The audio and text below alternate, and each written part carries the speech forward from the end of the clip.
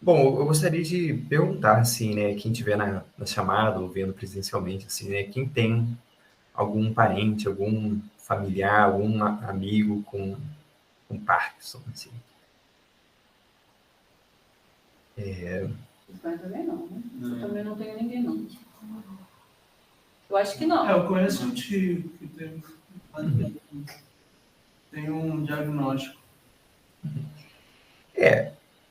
Infelizmente, né, o Parkinson é, e eu vou dar um contexto agora, é a segunda doença neurodegenerativa mais comum no mundo.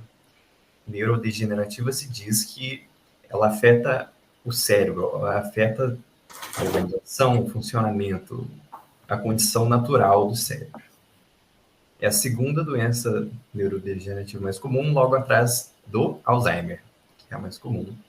E impacta 1% da população acima de 65 anos. Então, 1% não pode assustar tanto, mas se a gente pensar na escala global, né, de 8 bilhões de pessoas, isso é muita gente. É muita gente que, infelizmente, sofre dessa doença que não tem cura, o tratamento é difícil e é debilitante, né? A pessoa fica para de exercer as atividades normais dela, impacta negativamente a família, o bem-estar mental, físico dele e dos familiares, né? Então é muito triste a condição da doença, assim, realmente.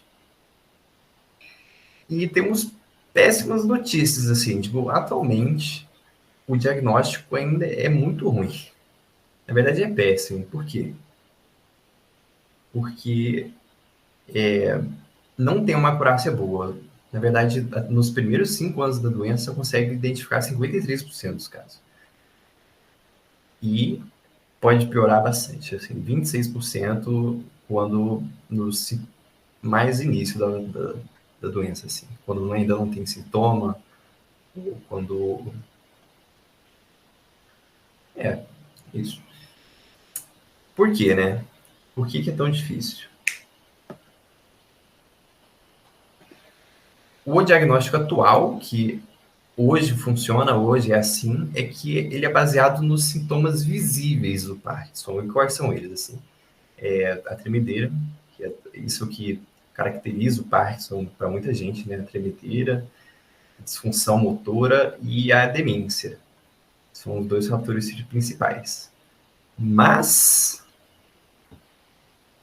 os sintomas visíveis só podem aparecer 20 anos depois dos sintomas não visíveis, o que é muito preocupante, né? Isso quer dizer que a doença começa 20 anos antes de aparecer os principais sintomas que a gente conhece, de tremedeira, de demência. Sintomas não motores podem ser perda de olfato, perda de compreensão, de formação de pensamentos, de tomada de decisão, por aí vai.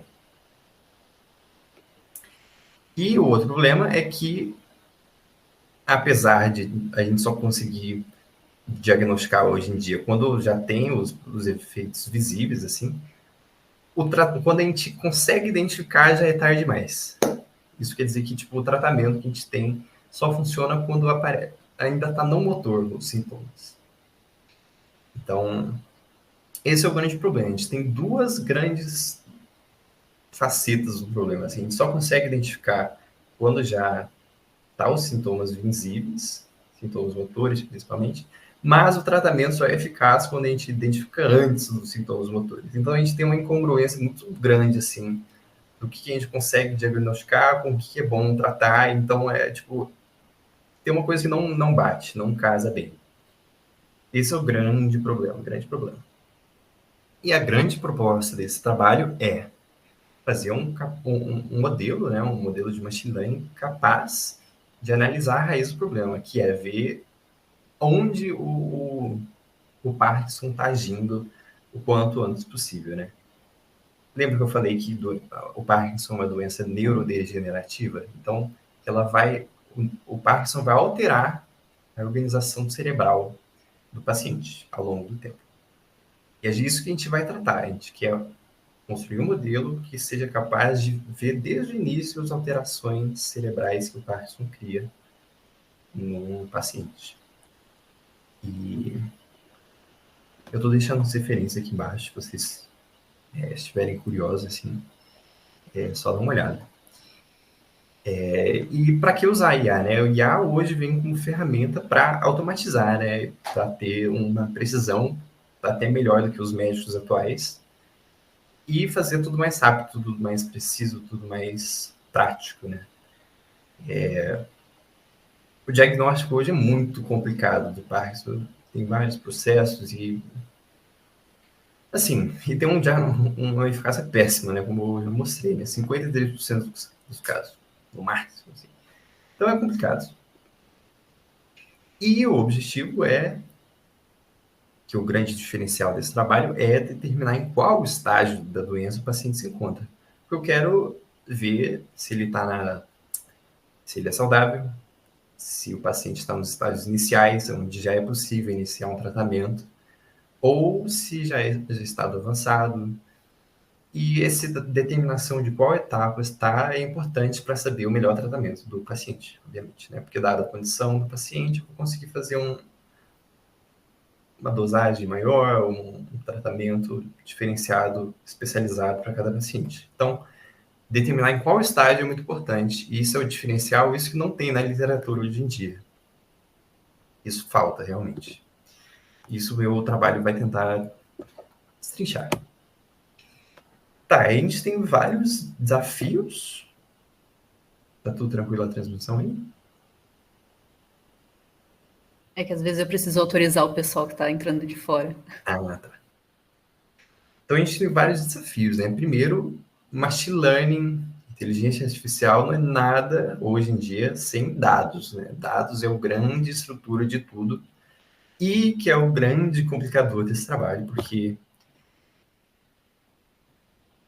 bom, onde conseguir, né? São pouquíssimos institutos, faculdades hoje em dia que fazem esse tipo de teste, assim, esse tipo de exame para retrair dados de pacientes com Parkinson. Qualidade muito difícil, tipo, cada instituto consegue 10 pacientes, assim, aí cada um faz um protocolo diferente, a qualidade é muito difícil, porque o pessoal treme, tem várias questões do procedimento aí que eu vou comentar um pouquinho mais para frente. A gente tem a parte do modelo que, bom, a gente precisa enviar dados significativos para o modelo aprender. E isso é a grande dificuldade, né? Quais são os dados significativos para que o modelo tenha uma acurácia alta, acurácia maior do que a acurácia médica atual. E ética, obviamente, porque a gente está lidando com pacientes, né, reais, dados sensíveis, tipo, informações que vão definir a vida da pessoa. Assim. Se a gente der um diagnóstico errado, um falso negativo, é extremamente nocivo, né? Tanto para o paciente quanto para a família, né? Então, a pessoa vai um falso negativo, um falso positivo, né? Se a pessoa tem o Parkinson, a gente falar que não tem, a pessoa não é tratada, não melhora a situação, na verdade, só piora de acordo com o meu modelo que estou fazendo, né? E falso negativo é a pessoa não tem Parkinson, eu falo que ela tem Parkinson e, tipo, a pessoa recebe tratamento sem precisar e tipo, tem reações adversas por causa disso. Então, precisa ser um modelo bem fechado, bem modelado para não minimizar ao máximo esses falsos diagnósticos, né? Então, ele precisa ser confiável e precisa ser explicável, né? Eu acho que quem conhece a terminologia, assim, de explicabilidade na IA, assim, né? Machine Learning, Deep Learning, a explicabilidade é uma área que tem surgido, assim, para tentar tirar um pouco daquela impressão do black box, né? Tipo, que a inteligência artificial é um grande modelo fechado, que você não sabe o que acontece lá dentro e que só sai uma resposta que você não consegue interpretar, você não consegue ter do porquê que o modelo chegou naquele resultado. E nesse desafio, né, que eu estou fazendo nesse projeto, é muito importante ter explicabilidade, porque esse meu modelo vai servir como ajuda para os médicos, né?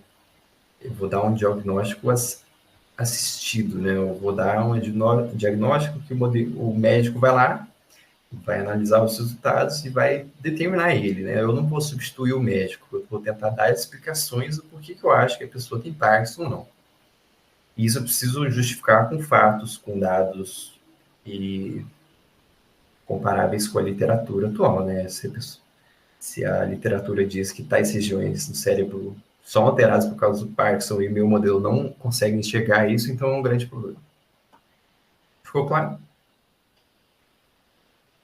Bom, eu vou comentar da minha pesquisa, metodologia, e depois a gente vai fazer uma sessão de perguntas e respostas. Então, já vamos desenvolvendo aí, que no final a gente vai ter um espacinho garantido para isso, né? A minha pesquisa, eu estou recebendo bolsa da FAPESP hoje, como iniciação científica, eu estou na graduação ainda, em Ciência da Computação, e é pelo Instituto de Ciências Matemáticas de Computação, o ICMC, da USP de São Carlos. E o professor orientador é o Francisco Rodrigues. Informações aí que vocês não devem conhecer o professor, mas tudo bem. Bom, então eu vou formular a minha pesquisa naquela metodologia da aula que vocês tiveram, provavelmente, de metodologia de pesquisa. Vou seguir os passinhos, assim, né? Então, identificar um problema, identificar um fato, né? Que, bom, o diagnóstico atual é subjetivo, depende de médico para médico, ele pode analisar fatores diferentes, determinar o Parkinson de acordo com coisas diferentes, né? E pouquíssimo preciso. E não há um diagnóstico atual, nem médico, nem de modelo, de IA mesmo, que avaliem precocemente, né, a doença de Parkinson. Bom, aí eu sigo naquela hipótese, né? Tem um problema, eu formulo uma hipótese a partir de uma observação, que é surgiu esse artigo aqui. Vocês conseguem ver quando eu faço assim? Que é desse Martin Guttlich, que ele fala que realmente o Parkinson ele altera a organização cerebral nesse Resting State Brain Network aqui, que eu vou comentar um pouquinho mais para frente. Mas o artigo prova que o Parkinson realmente muda a organização cerebral, em decorrência da doença, há essa alteração. Então, dada essa hipótese,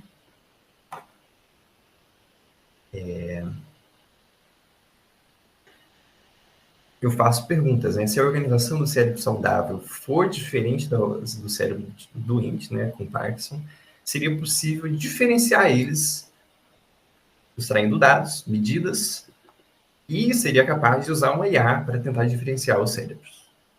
Então, esse seria o diagnóstico, né? Eu vou ver vários dados, extrair várias medidas de cérebros saudáveis, vou extrair várias medidas de cérebros doentes, que medem essa alteração cerebral, e vou usar uma IA, um algoritmo de machine learning, ou deep learning, enfim, para tentar classificar. É um problema de classificação. Você já deve ter escutado um milhão de vezes. Classificação em machine learning. Tá, os dados que eu vou usar, né? Tem se mostrado, assim, principalmente na última década, desde 2000, assim, que esse tipo de dado, o Functional MRI, ele é bem interessante para mapear a atividade cerebral e mostrar a organização e funcionamento do cérebro. Tem o MRI, que é o ressonância magnética, que você já deve ter até feito na vida de vocês, assim. E esse Functional MRI é uma especialidade, é um outro testezinho, outro examezinho dentro do ressonância magnética. Como é que funciona, tá?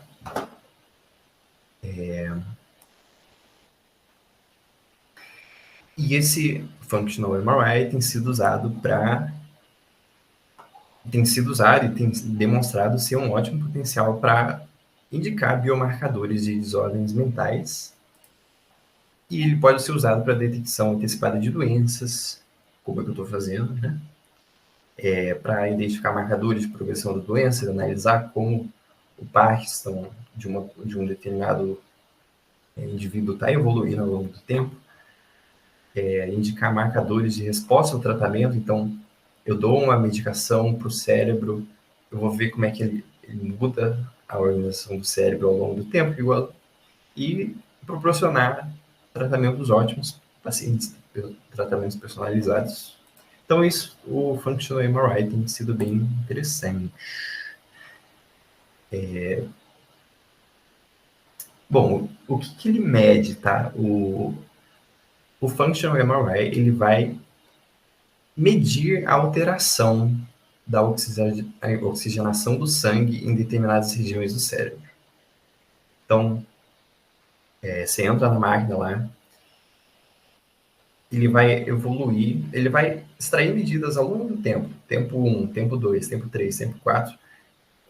E em cada região do cérebro, em cada pixel, ou cada pixel tridimensional, que a gente chama de voxel, qual vai ser o nível de oxigenação do cérebro.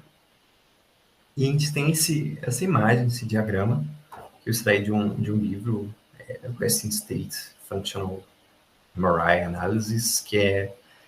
Bom, você tem... acho que eu vou mudar o slide aqui.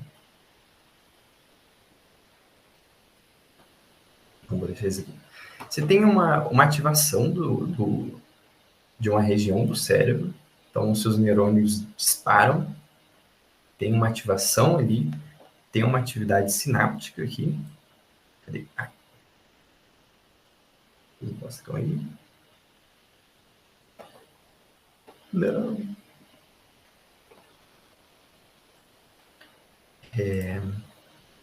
Tem uma ativação sináptica. Eu estou pensando em alguma coisa.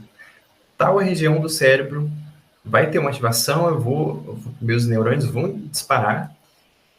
Por decorrência, eu vou ter uma alteração no cardiovasculação lá, que meu cérebro vai pulsionar mais sangue para aquela região para reabastecer o gasto energético dos neurônios que eu disparei.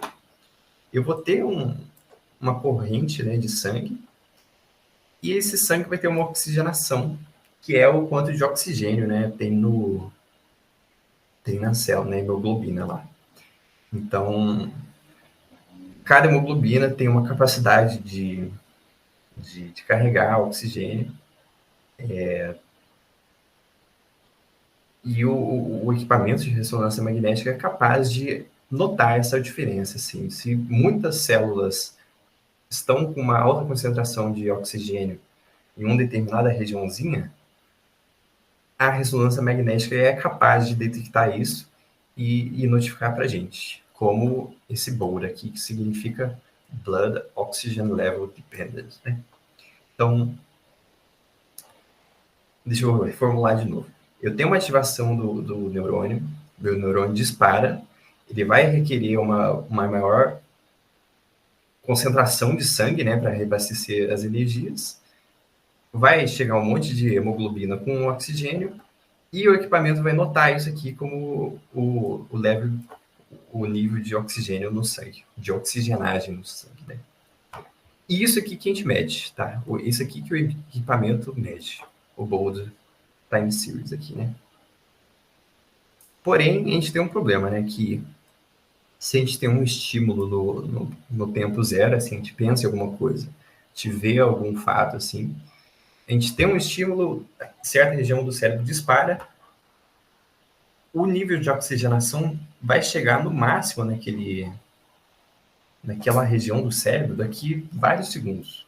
Então, a gente tem uma ativação no tempo zero, vai ter um maior nível de oxigenação do sangue no tempo 5, por aí. E depois isso aqui cai e volta ao normal, assim. O que quer dizer isso, tá? Quer dizer que a gente extrai uma medida indireta da atividade neuronal. Não é bem... a gente mede que no instante T a gente teve uma ativação tal do cérebro, de tal região do cérebro. A gente não tem isso. A gente sempre extrai medidas relativas e não quantitativas da atividade cerebral. Isso quer dizer o seguinte, né? Que quando eu falo que é não quantitativa, eu quero dizer o seguinte, que se eu noto que teve 10% de aumento da minha oxigenação do sangue em tal região, não quer dizer que eu tive 10% a mais de atividade cerebral naquela região, naquele período de tempo. Não é isso. Eu estou vendo uma observação indireta, então isso precisa ter um pouco de cuidado na hora de formular meu problema, na hora de formular meu modelo, assim.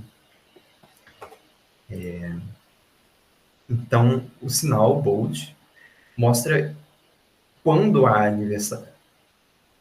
quando há mais atividade cerebral relativamente ao que estava antes, alguma outra condição, mas não sabe exatamente a atividade que está ocorrendo em termos absolutos, né? Então, como eu disse, né, se teve um 10% de aumento, não quer dizer que teve 10% a mais de ativamento naquela região, naquele momento. É bem diferente, mas eu acho que deu para captar, né? Eu tenho um disparo do neurônio, vou surgir o efeito e eu vou extrair essa medida segundos depois. E eu não posso classificar isso como diretamente por ativação cerebral. E esse dado, ele é captado assim, né?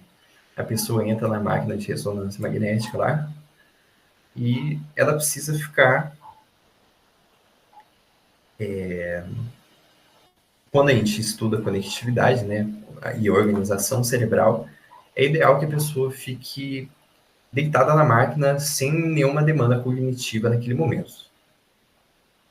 Para ver realmente, tipo, flutuações e disparos espontâneos do cérebro que realmente dizem como é que é o modo normal de trabalho do seu cérebro. Isso inclui ficar parado, de olhos fechados e sem pensar em nada, assim, por vários minutos.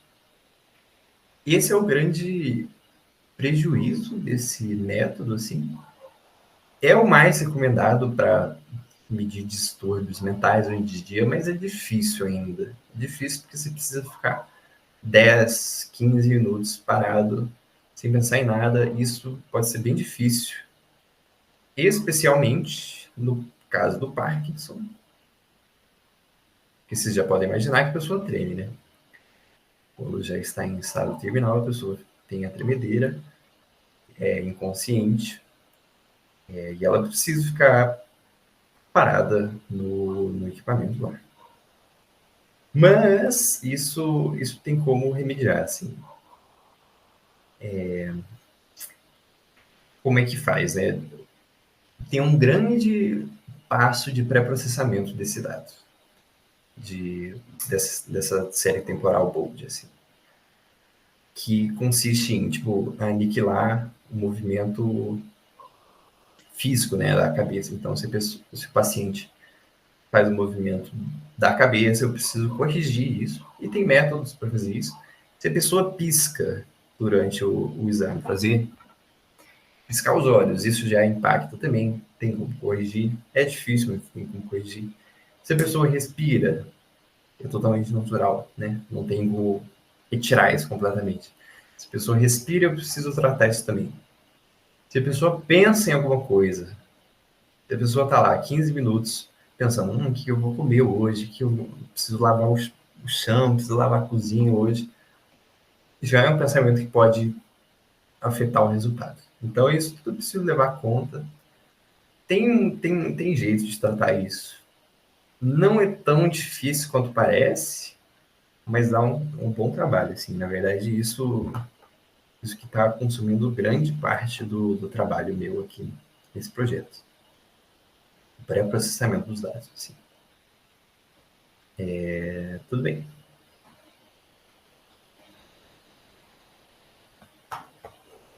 Bom, passando para o próximo passo, né?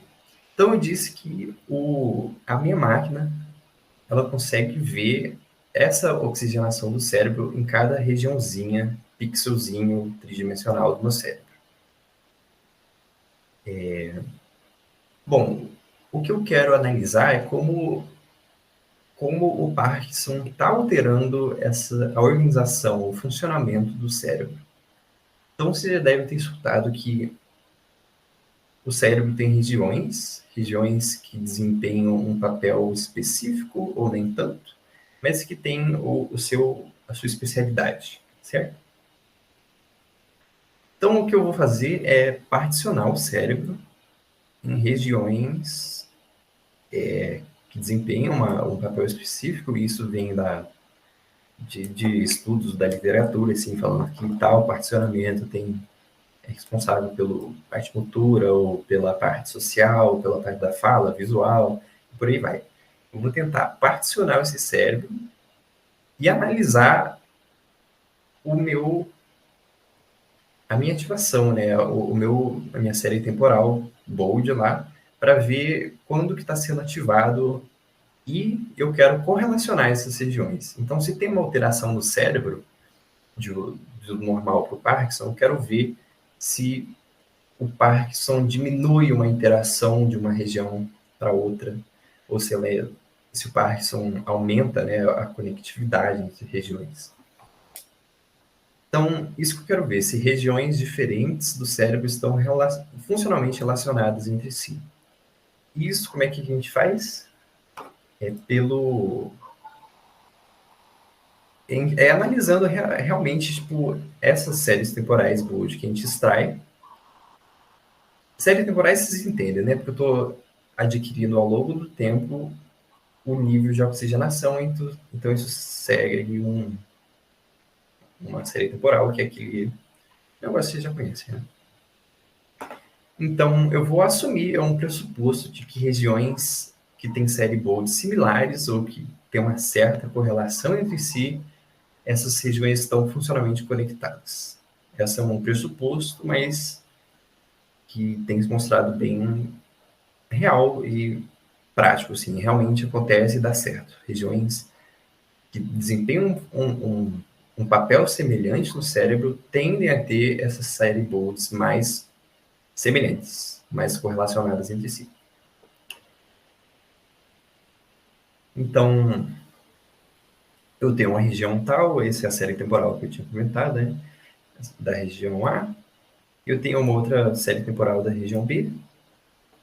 E o que eu vou fazer é extrair medidas de correlação, né? Então, vou passar são fórmulas, né? Essa medida de correlação pode ser Pearson, Spearman, causalidade de Granger, entropia, várias medidas para extrair um número, né? Uma medida que fale o quão parecidas, quão semelhantes são essas séries temporais. Então, eu falei um número totalmente aleatório aqui, mas só para falar, né, que o resultado vai ser um número real, que vai representar o quão similares são, né? No caso do Pearson, se for as duas séries temporais estão extremamente correlacionadas entre si. Se for -1, elas são totalmente anticorrelacionadas, né? Quando tem uma ativação do cérebro, a outra não tem. O outro não dispara. Então, são totalmente descorrelacionados, não estão funcionalmente relacionadas essas duas regiões. Mas quando o valor é alto, a gente pode assumir que essas regiões têm desempenhos parecidos. Bom, a partir desse número, né, dessa correlação, a gente pode montar uma rede, que é um grafo, né? Um grafo em que cada nó é uma região do cérebro, Então, por exemplo, esse aqui seria, sei lá, o córtex frontal, esse aqui o hipocampo, sei lá, e cada aresta do grafo vai ser o peso da correlação que eu obtive entre essas duas regiões. Tudo certo? Tá complicado? Levantei a mão aí. Se perdeu? Tá tranquilo, tá? Então, perfeito.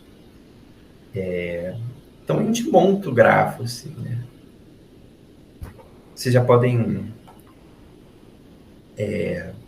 ter aprendido, né, que esse grafo pode vir de uma matriz de adjacência. E essa matriz de adjacência a gente chama de matriz de conectividade, ou de correlação. Matriz de conectividade, né, que fala entre cada região do cérebro, entre cada dupla de regiões do cérebro. Eu vou fazer uma correlação e vai se contar o grafo desse jeito. Então, nesse exemplo aqui, né, quanto mais azul, menos relacionadas são as regiões. E quanto mais vermelho, mais relacionadas, mais funcionalmente semelhantes são as regiões. E eu não sei se vocês fizeram matérias de redes complexas ou de, talvez, teoria dos grafos na faculdade. Tem como extrair medidas dessa rede, desse grafo, assim. Eu não botei o nome das medidas aqui porque são muitas, mas, por exemplo, o grau médio. O grau de um nó é quantos vizinhos ele faz conexão. Então, se eu pego o grau médio, eu estou pegando a média da quantidade de vizinhos de cada nó.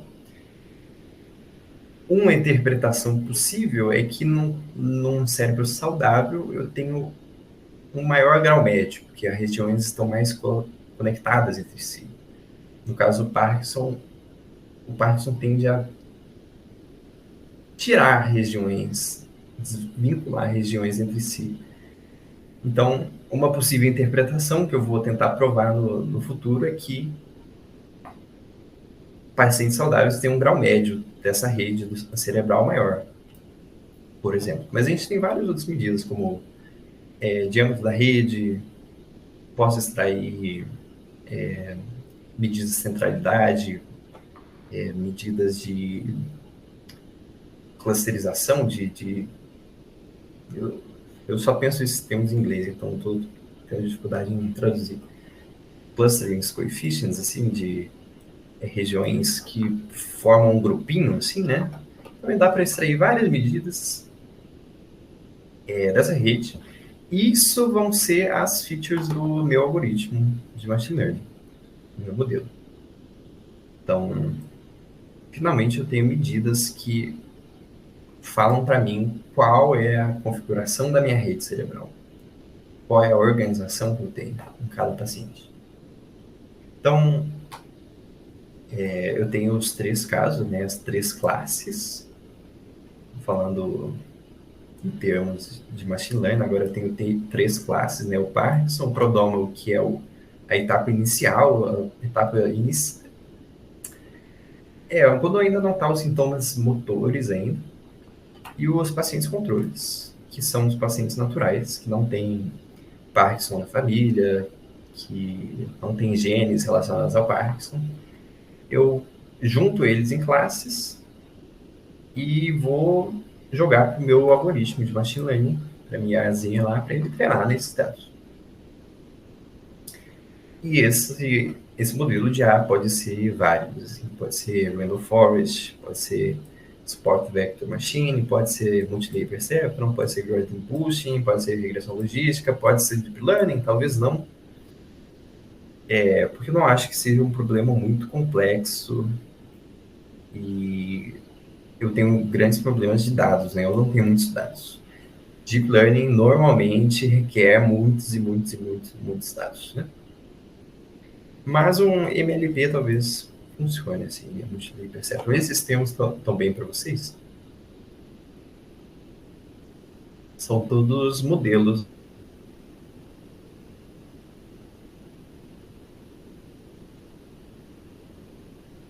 posso falar meus resultados ainda, tipo, minha pesquisa ainda está em desenvolvimento. Vou publicar um artigo, então não posso mostrar os pormenores, os resultados que eu tenho ainda, porque eu ainda não publiquei os negócios, mas assim que estiver publicado, eu vou mandar para vocês, vou mandar para a organização aí para vocês darem uma olhada. Mas essas são algumas opções de algoritmos que podem ser usados nesse problema. Bom, aí eu acho que é padrão, né, para vocês, né? Dado um novo cérebro, né? Eu vou hoje no hospital e faço um exame de ressonância magnética funcional e extraio a minha rede do meu cérebro. Eu posso jogar na minha IA treinada e ele vai me falar o resultado, né? Por exemplo, Parkinson. Ou posso pegar de um outro paciente ainda e a IA classifica como prodromal, né? Então, dado uma IA já treinada, eu posso jogar novos dados que a IA vai tentar classificar, né? Vai tentar fazer o diagnóstico. Tudo certo, né? Eu acho que nada diferente nessa parte. Maravilha. Então, não dá para falar, não dá para excluir essa parte, né, da ética nesse trabalho. Tipo, eu preciso falar disso porque é muito importante, né? Obviamente, a privacidade dos pacientes é muito importante, né? São dados sensíveis que vão impactar diretamente, né, na vida das pessoas, dos familiares. Então, realmente tem que ser um modelo robusto e que, né, seja confiável. E o próximo passo é ser explicável, né? Que eu comentei no início, mas a explicabilidade tem várias facetas, assim, né? E hoje em dia tem métodos para tentar explicar modelos de machine learning, de deep learning, né? E algum deles que eu estou tentando implementar por exemplo, esse SHAP, que é Happily Additive Explanations, que são modos, são tentativas de dar uma interpretabilidade do porquê o modelo chegou naqueles resultados. Assim. No caso desse SHAP, assim, ele atribui um valor de contribuição para cada feature em cada predição individual. Então, para cada pessoa, assim, eu vou ver quais features foram mais importantes em para tal classificação.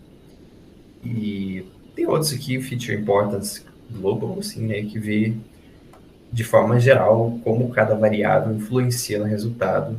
Eu consigo ter uma interpretabilidade, assim, se tal peso de duas regiões do cérebro foram constantemente menores no Parkinson do que em saudáveis.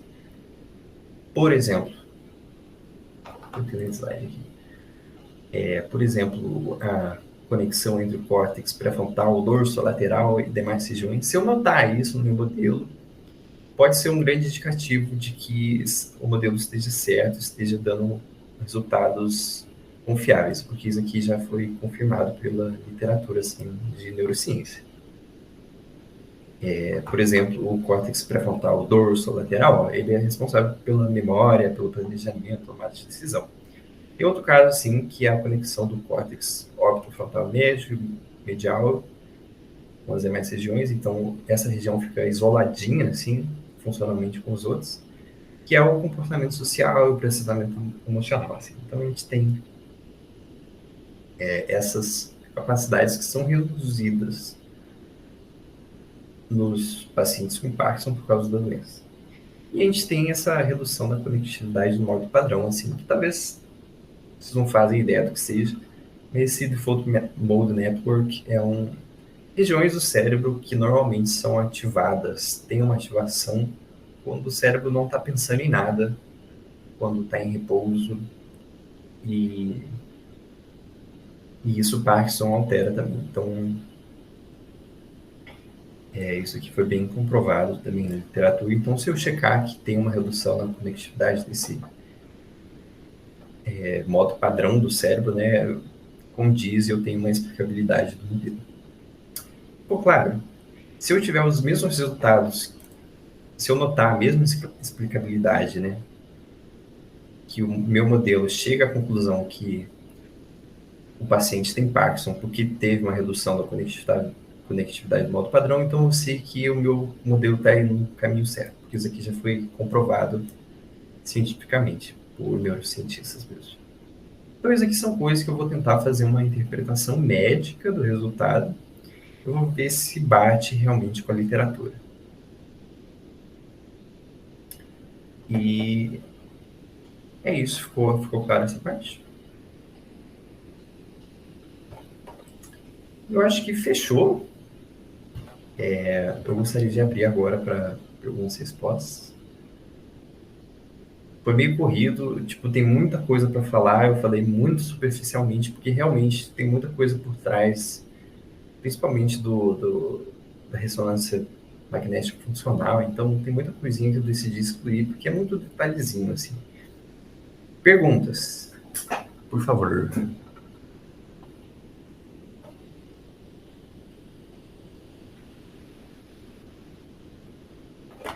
No chat aqui, deixa eu ver. Tá, não tem pergunta, mas tem as perguntas da... Esqueci o nome dela. Rafael quer falar uma coisa? Karine. Isso. Rafael, o Rafael quer falar alguma coisa, primeiramente? Ele abriu o microfone. Deixa eu ver. Eu vou abrir o microfone aqui para o pessoal daqui também poder fazer pergunta. A gente só estava discutindo sobre como fazer isso sem eco. Mas se você quiser responder a da Karine primeiro, fica à vontade. Não, tá bom. Então, da Karina, ela perguntou se já está disponível. É isso? Está disponível o modelo? Isso, como isso já está, se está disponível dentro do ambiente acadêmico, né? Dentro das pesquisas, e como isso vai ser levado, se vai ter isso para o SUS, Sistema Único de Saúde. Boa pergunta. Se já está disponível. O meu trabalho ainda não, porque ele ainda está em desenvolvimento. Eu estou na parte finalzinha, assim. Como eu disse, estou escrevendo o artigo ainda. Então, não.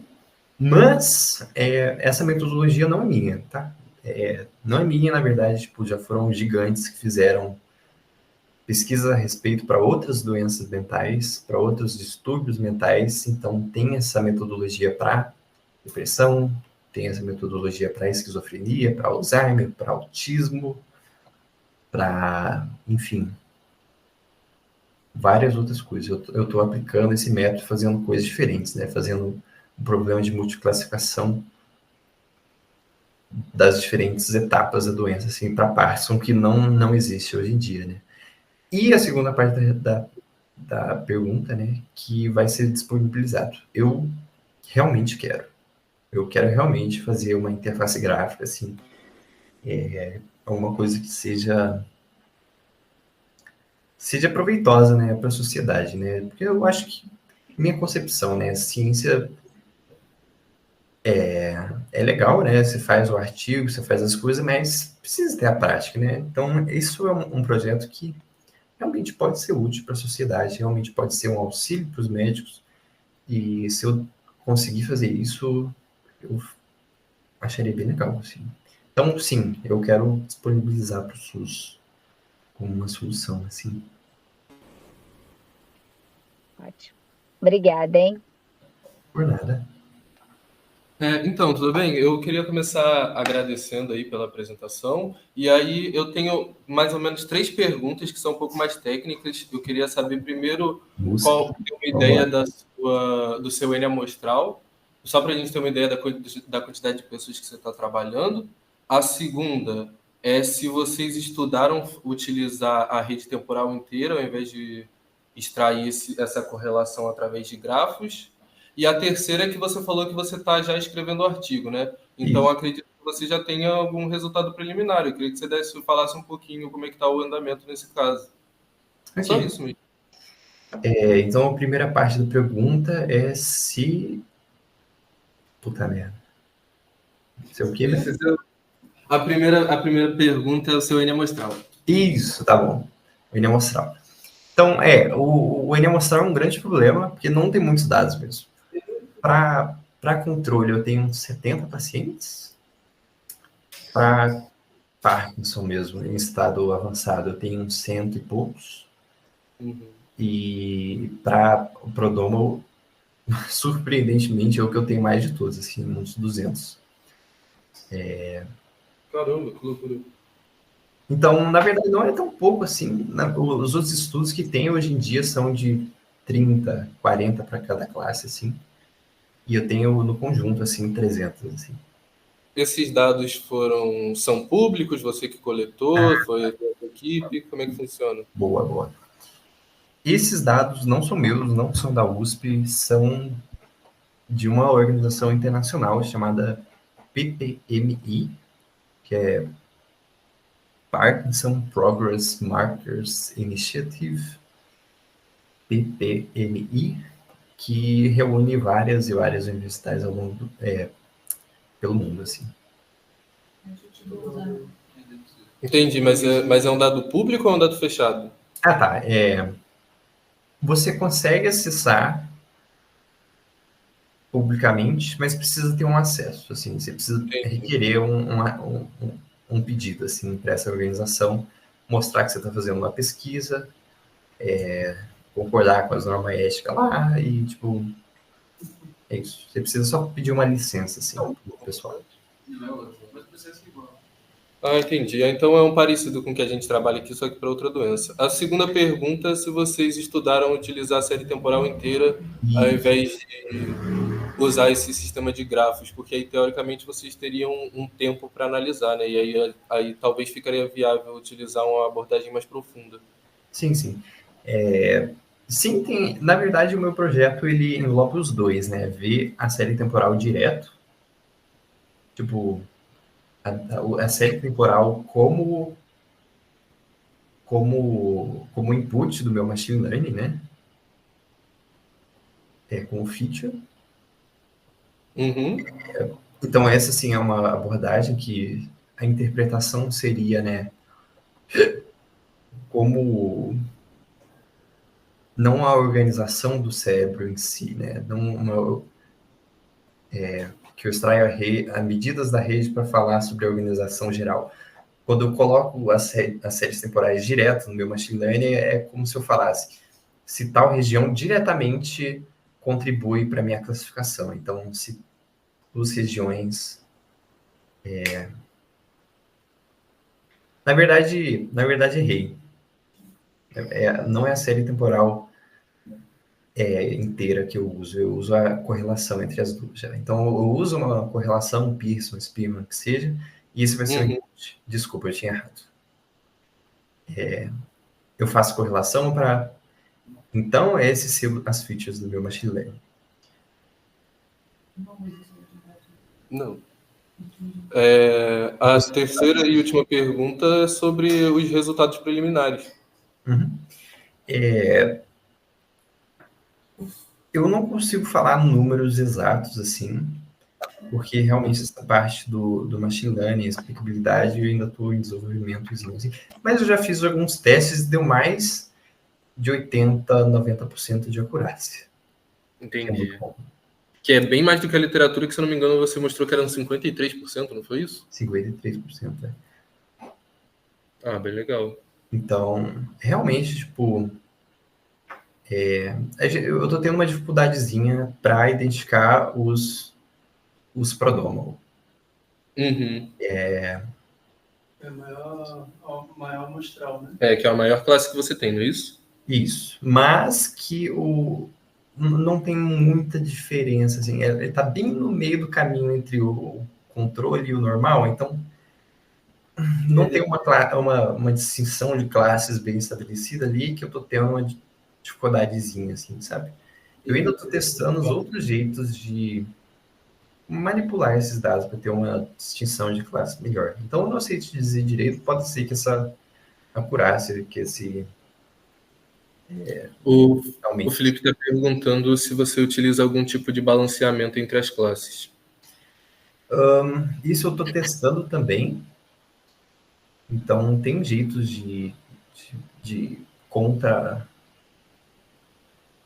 contrabalancear esse problema, né, de discrepância do número de pacientes de cada classe. E, por enquanto, não usei. Estou tentando coisinhas, mas não usei, por enquanto. Certo. Você tem visto alguma contaminação de pacientes no trabalho, igual a gente costuma ver? O Felipe está perguntando se os artigos que você costuma ler, eles fazem uma separação entre os pacientes de treino e teste, ou se vocês já encontraram algum tipo de contaminação entre os dados quando vocês estavam lendo os artigos. Contaminação? Eu acho difícil ter contaminação nesse dado, porque só vai ter Você só tem uma amostra por paciente, não é isso? No seu dado? Tenho. É só uma amostra para cada paciente, né? Você tem um grafo do cérebro inteiro para cada paciente. Então, nesse caso, não tem contaminação de dados. É que é uma coisa que a gente encontra bastante aqui quando a gente trabalha com mais de uma amostra por paciente. Às vezes acontece de contaminarem os dados, de colocar o dado do mesmo paciente no treino do teste. Mas no não, caso, isso eu não faço. Isso, tipo, é um exame por paciente e, tipo, tem distinção clara entre teste e treino, assim, sabe? Não se conversam as coisas. a contribuição do seu método, né, o que você está propondo de novo, ela é no método de classificação em si, no machine learning, ou na forma que você extrai as features? Em vários pontos, assim, né? Eu vou fazer uma avaliação de primeira coisa, né? Qual medida de correlação é mais impactante para esse meu problema? Então, eu vou ver se é Pearson, se é Spearman, se é correlação de causalidade de Lagrange, se é entropia, se é o quê?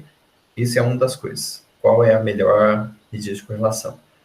Segunda coisa do meu problema eu vou fazer um problema de multiclassificação. Eu tenho 3 classes, controle, Parkinson avançado, Parkinson inicial. Então, isso não existe. Eu vou fazer um problema de multiclassificação, 3 classes. E a última parte que eu vou dar uma interpretação, vou tentar dar explicabilidade para esse modelo. Entendi. Só que as características que você extrai são essas métricas de centralidade de grafo que você citou.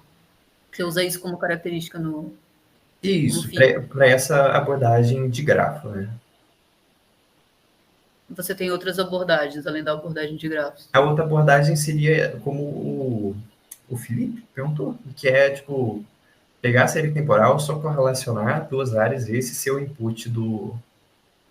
direto à rede inteira, sem ser a métrica de centralidade. E isso, eu não faço grafo, eu não monto grafo, não extraio medidas na minha rede. Eu só vejo correlação entre regiões e esse vai ser meu input para o meu machine learning. Entendi. Você pode contar para a gente qual é o método de machine learning que você está aplicando? Então, eu falei... você fez todos aqueles, eu achei que era um exemplo.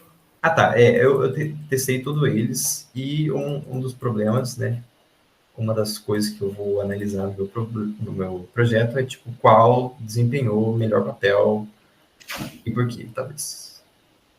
Tá, eu tenho uma certa preocupação, porque você deixou um conjunto teste separado que você não usou para isso daí. Porque assim, quando você usa vários modelos, você tem que ter um conjunto treino e aí um conjunto validação para você escolher qual é o melhor modelo. E daí um conjunto teste separado, né? Você chegou a fazer isso? Sim, para cada modelo.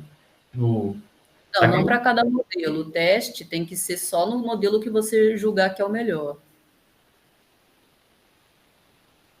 Você não pode fazer isso de você pegar um monte de opções e aí você falar assim, então minha acurácia é 90% porque foi a maior que eu encontrei, entendeu? Bom, isso o teu orientador com certeza vai te orientar melhor do que eu. Mas eu estava perguntando se você tem um conjunto de teste separado para essa confirmação da acurácia que você encontrar. Se você não tiver, é bom considerar ter. Bom,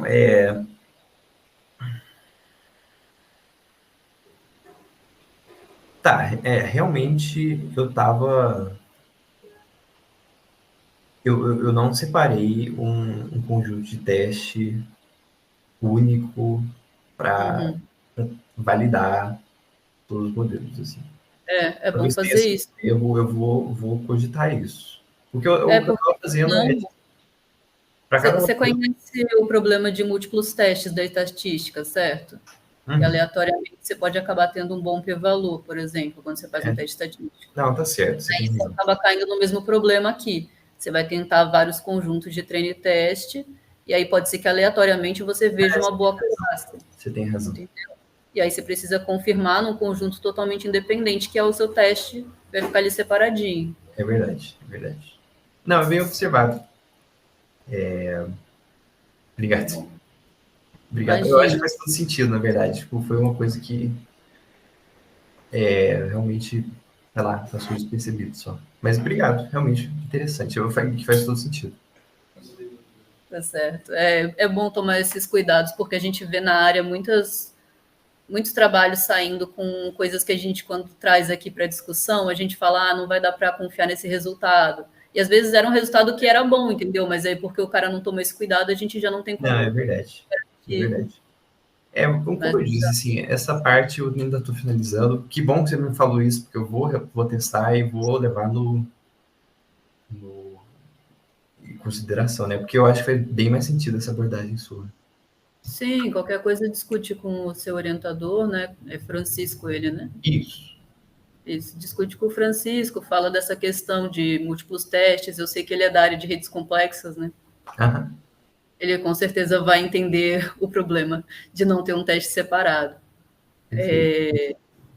Não, E eu ia perguntar que ponto que está o teu projeto, né? Se você está ainda começando ou se já está realmente encaminhando para o artigo. Você vai fazer pós? O pessoal quer saber também se você vai fazer pós, se você pretende seguir na área acadêmica. Então, a primeira pergunta, né? Eu estou ainda nessa parte aqui, né? De testar modelos. Que bom que você me falou, que agora eu tenho mais uma coisa para testar.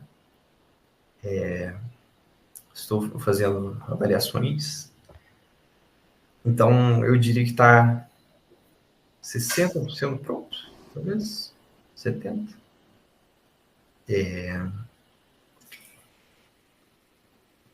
Ainda tem bastante coisa, assim, porque eu acho que realmente as partes mais difíceis, que demandou mais tempo, foi a parte de dados e a parte de explicabilidade, que vai ser a mais difícil.